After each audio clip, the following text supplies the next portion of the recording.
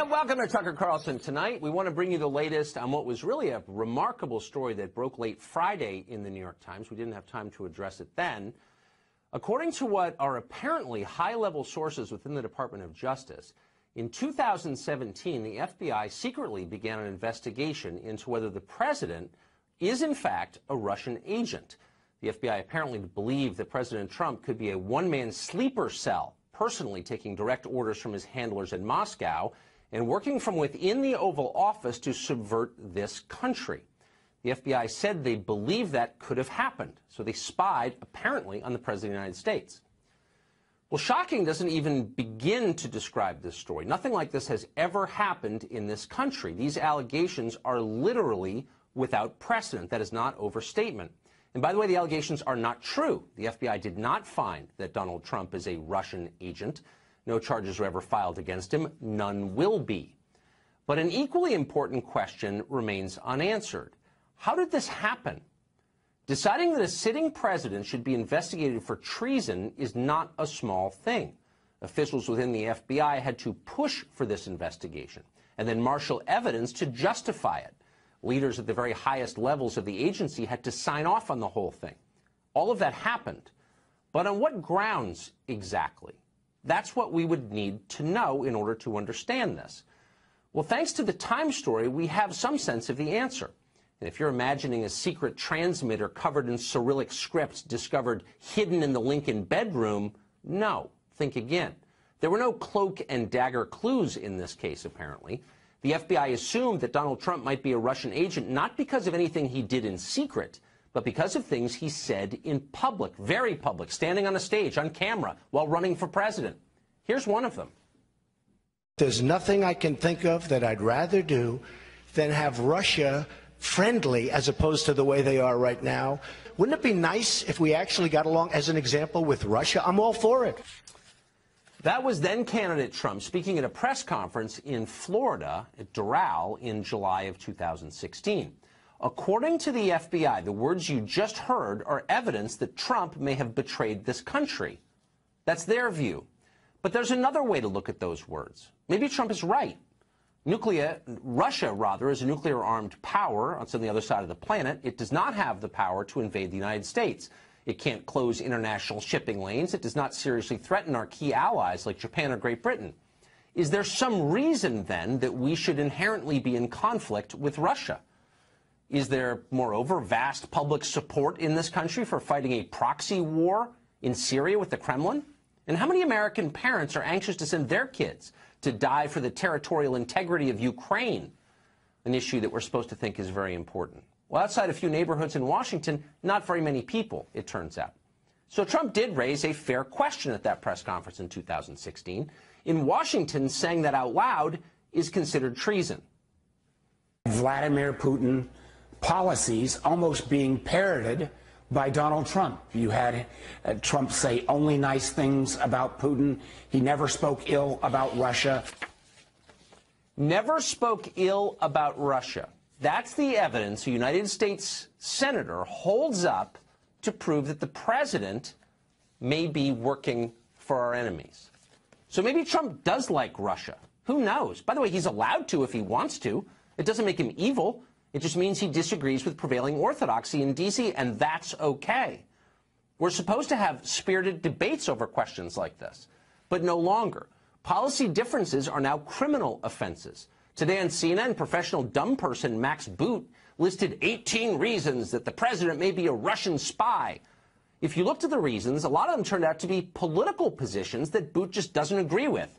Firing Jim Comey, pulling out of Syria, criticizing the European Union. And this is our favorite one. We're quoting, supporting populists. So the Permanent War Caucus in Washington has succeeded in criminalizing dissent from their agenda. That's what this is. And by the way, if it were happening in a less developed country, we'd know exactly what to call it. It's an attempted coup.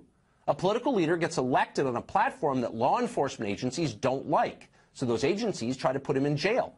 It happens all the time in other places. Now it's happening here. Former FBI lawyer and anti-Trump activist Lisa Page described the FBI's thinking in her closed-door testimony before Congress. Russia is the most dangerous country in the world, Page reportedly said, because Russia works to, quote, weaken our ability, America's ability, and the West's ability to spread our democratic ideals, end quote. So spreading our democratic ideals, as with the Iraq War, is now the most important thing that America does, the one thing we must defend at all costs. When did FBI lawyers start talking like neocon propagandists? No wonder Max Boot is on board with this. Our entire media and political classes are with Max Boot and Lisa Page, too. They have lost their minds. This past September, NBC News breathlessly reported that Russia was using, quote, sophisticated microwaves to cause brain damage to U.S. diplomats in Cuba. No surprise there, really. It sounds like something those dastardly Russians would do just because. Well, now, months later, scientists have determined that the Kremlin probably didn't have anything to do with that. The real culprit? Noise from crickets. And by the way, not even Russian crickets. Indies short-tailed crickets. Non-Slavic crickets. Whatever. The media didn't correct the story. They ignored it and they moved on. They know who the bad guys are. Evidence does not deter their storyline. Russian espionage is so widespread, in fact, that the act of denying that you spied for Russia is now confirmation that you did. Watch. Well, Christy, the president's tweet trying to make the case that he's not a Russian asset really just undercuts his own defense. The president's tweet couldn't have been scripted better if it was written by Putin himself. Someone has to have told the president that undercutting the FBI, insulting past presidents and members of the U.S. government, and criticizing their actions to keep us safe is really advancing Russia's mission. Our own intelligence community has said that those very things are exactly what Russia is after. So in the president's response, he's really just making Russia's job easier.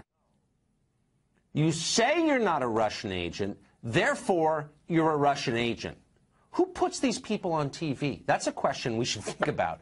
Over the weekend, speaking of television, CNN President Jeff Zucker declared that anyone who isn't spreading fear of Russia is doing the bidding of Russia. Zucker didn't say that himself, of course. He rarely speaks in public. Instead, he sent his marionette out, as he often does, to deliver the message. I was watching Good Morning America this weekend, and both mornings they led with snowstorms and scares at malls and other stories, and not this. And I just keep wondering if the public is ill-served if we don't make it really clear what the stakes of this story are. How can a morning show not lead with this drama, I guess is what I'm saying. I think plenty of times we lead with this drama. On cable, I agree. And we... So the eunuch heads to the steps of the palace and reads the proclamation. Message received, thank you very much. But take 3 steps back. Is the media's problem really that it doesn't talk about Russia enough? Doesn't seem like that's the problem. Whether the president was working for Russia. Whether Donald Trump was secretly working on behalf of Russia. Whether Trump was secretly working on behalf of Russia. Whether President Trump was secretly working on behalf of Russia. Whether the president was secretly working with Russia against America. Whether Trump was secretly working on behalf of the Russians. Whether Trump was secretly working on behalf of Russia. Whether President Trump was working on behalf of Russia. Whether President Trump was working on Russia's behalf. Whether the sitting president was secretly working for Russia. Whether President Trump was working for Russia from the Oval Office. Does every show on cable news have the same writer? Well, yeah, it's the DNC. You've heard the script so many times that it's like background noise, muzak in an elevator. We never pause to ask the obvious question, which is, does it make sense? Does what they're saying logically add up, that Trump is doing the bidding of Russia? I don't know. Let's assess it just for a second. If you were Russia, let's say you're Vladimir Putin, how would you try to undermine American interests? Well, you'd probably try to get America stuck in costly, expensive foreign wars. You'd look at Iraq and Afghanistan, you would say, those wars have made America much weaker.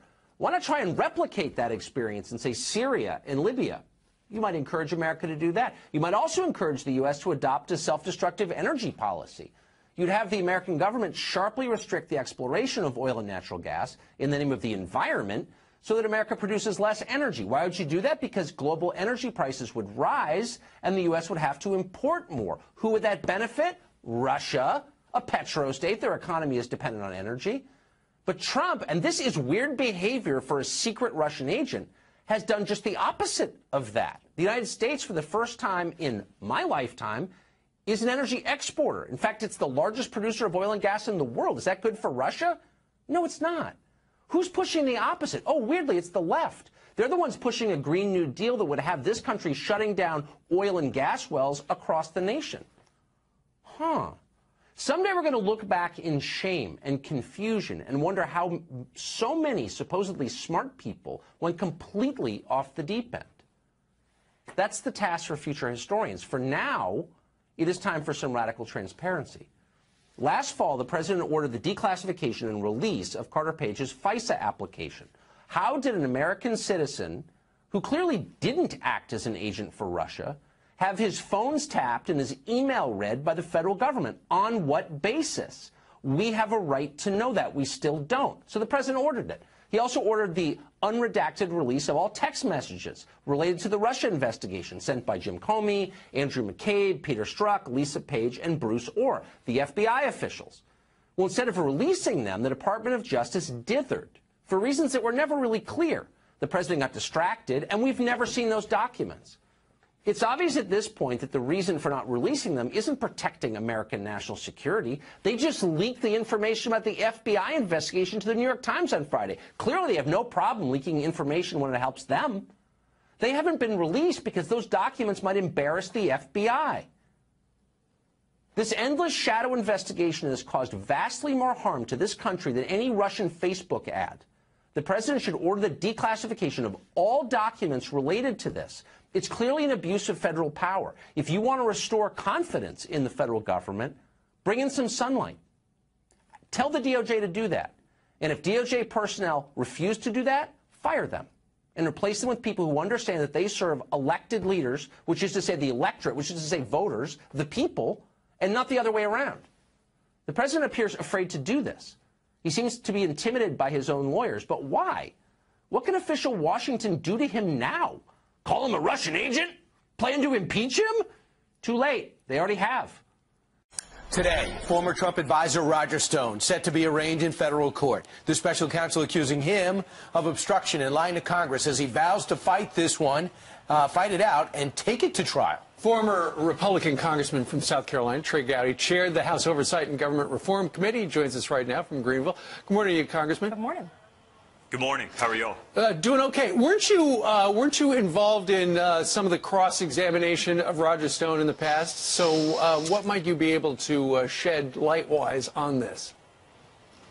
Well, I was in the room. I may have asked the questions. That's one of the narratives that unfortunately has been imprinted in our fellow citizens' minds, is that the Democrats were the only ones asking Russia questions.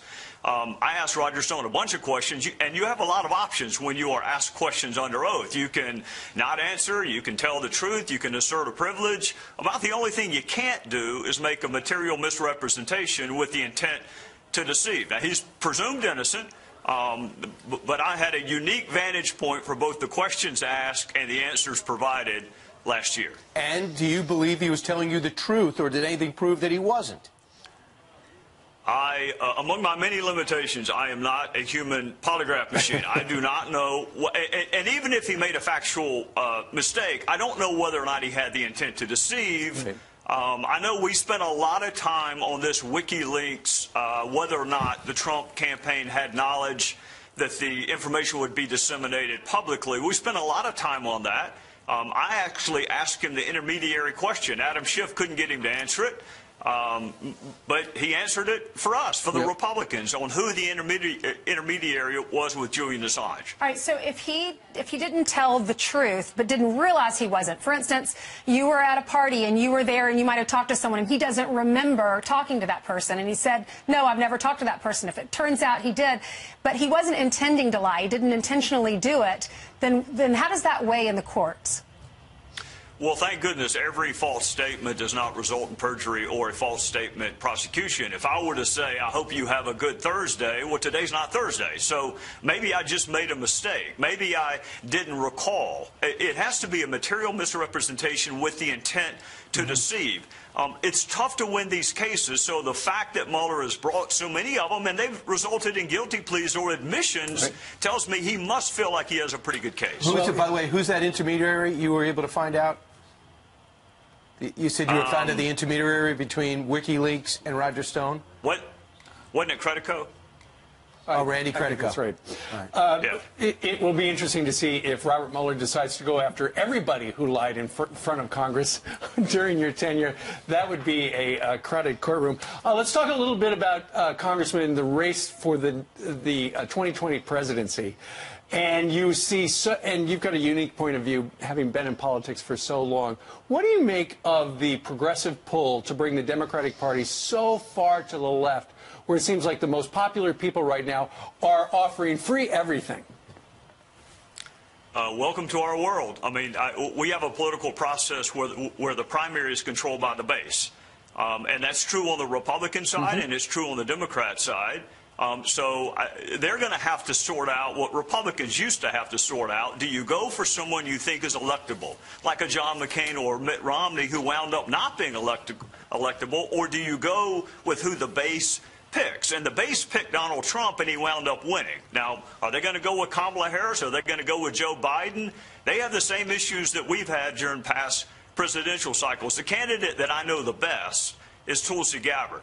And while we may not agree on issues, I don't think she's going to be pulled in any direction she doesn't want to go. And we'll see whether or not the Democrats have an appetite for authenticity as they go through the nominating process. You know, some are saying that South Carolina's in play. The Democrats are really coming hard down there, not only to win their primary when it gets there, but to win the general.